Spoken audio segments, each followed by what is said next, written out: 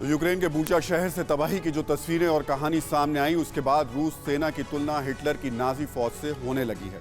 Ukraine और पश्चिमी देश आरोप लगा रहे हैं कि रूस की फौज ने बूचा में कुछ ऐसा किया जो दूसरे विश्व युद्ध के दौरान जर्मनी की नाजी फौज ने किया था। आरोप लग रहे हैं कि बूचा में कई लोगों की हत्या के बाद रूसी फौज ने उनके शरीर पर नाजी निशान बना दिए।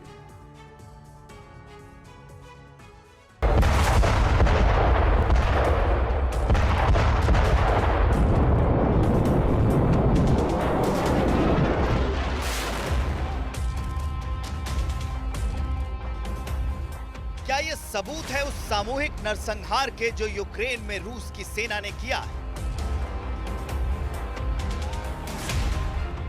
क्या ये उस महापाप के प्रमाण हैं जो रूस के सैनिकों ने यूक्रेन की धरती पर किया है? क्या ये सबूत है उस जघन्य जुल्म के जो रूस के सैनिकों ने यूक्रेन के बेकसूर लोगों पर किया है?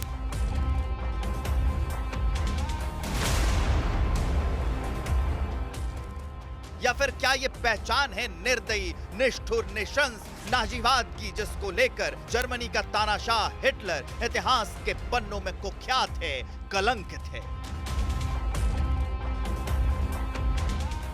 यूक्रेन के बूचा में जो कुछ हुआ अब दुनिया के सामने आ रहा है।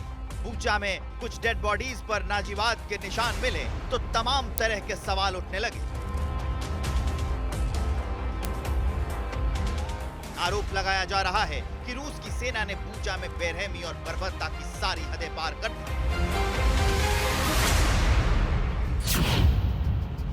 यूक्रेनी नागरिकों को ह्यूमन कॉरिडोर से निकलने नहीं दिया गया। निकलने की कोशिश कर रहे नागरिकों को गोली मार दी गई। मारे गए यूक्रेनियंस के शव सड़कों पर यूं ही फेंक दिए गए। कई डेड बॉडी को रूसी आर्मी ने टैंकों से कुचल दिया। महिलाओं से रेप किया गया। बॉडीज पर नाजी निशान बना दिए गए। यूक्रेन के बच्चों को रूसी आर्मी ने ढाल के तौर पर इस्तेमाल किया। जवाबी हमले से बचने के लिए बच्चों को ढाल बनाकर सेना की गाड़ियों में डाल दिया गया। बूचा के दर्द की एक एक तस्वीर कलेजा खपा देने वाली है। आरोपों के कटघरे में पुतिन की सेना है। नाजी शब्द सुनते ही हिटलर और एक खास निशान की तस्वीर आंखों में आ जाती है। ये खास निशान है स्वास्तिक।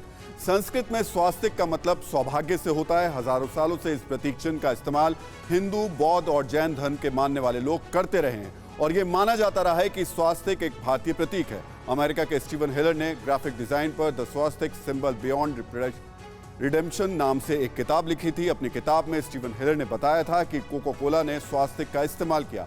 कॉर्सबर्ग बियर की बोतलों पर भी इसे लगाया गया।